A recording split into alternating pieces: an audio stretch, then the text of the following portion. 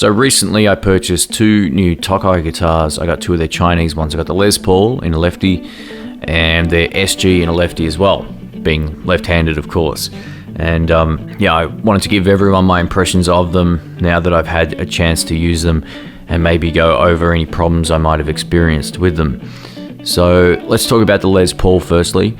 Tone-wise, it's phenomenal. It's the cleanest sounding Les Paul I've ever had or ever played. It has lots of chirp. It's still kind of fat and thick sounding like a Les Paul, but it doesn't sound sort of dark and weird. It sounds nice and bright. And Tokai use these vintage style humbuckers and they sound fantastic. In terms of setup, straight out of the shop, I swapped the strings from whatever was on them. I think they might have been 10s, and I put 11s on them, on that guitar, and it felt great.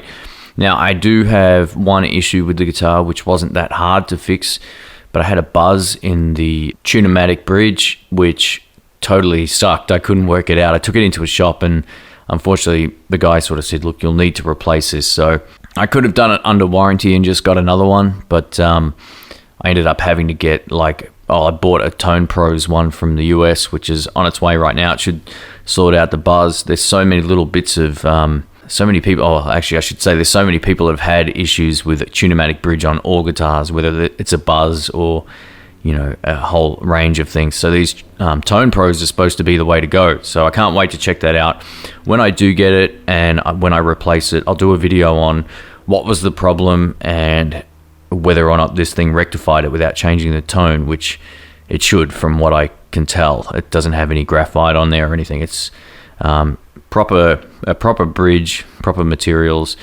And it's funny, when I took the stock one off to have a look at it, I think it said Sung Il on the bottom, which was a Korean part. So it looks like the hardware might actually be Korean. But yeah, it's just one of those glitches. I guess I could have had it fixed under warranty, but I thought that one upgrade to make that guitar play perfectly was worth the $60. I got the guitar relatively cheap. For $60, it's going to be a beast. Now, onto the SG. SG's flawless. Everything about it sounds great. It's got great tone.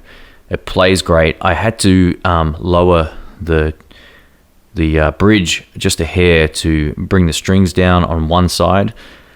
Otherwise, it was perfect. It was set up relatively well. I've had no issues with the switches or anything on there. So far, so good.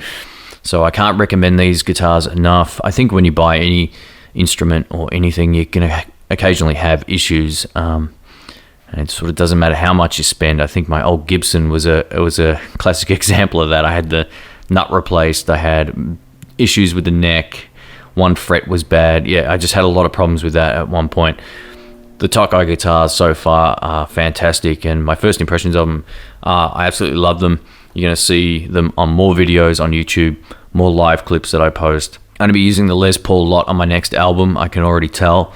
And it's not going to be like a rock and roll album. It's, rock and roll old school kind of thing. So, yeah, I'm going to be using that a little bit. And, I'm wrapped. I think they feel great in the hand. And, I've got a lot of compliments from both guitars' tones when using them live, whether it's through my Super Reverb or through my Blues Deluxe amp. And doesn't matter what pedals I use, they don't seem to get that dirty in tone, which is really sweet. So yeah, I'm a huge fan. If you have a Tokai guitar, let me know what you think of yours and which ones you have as well.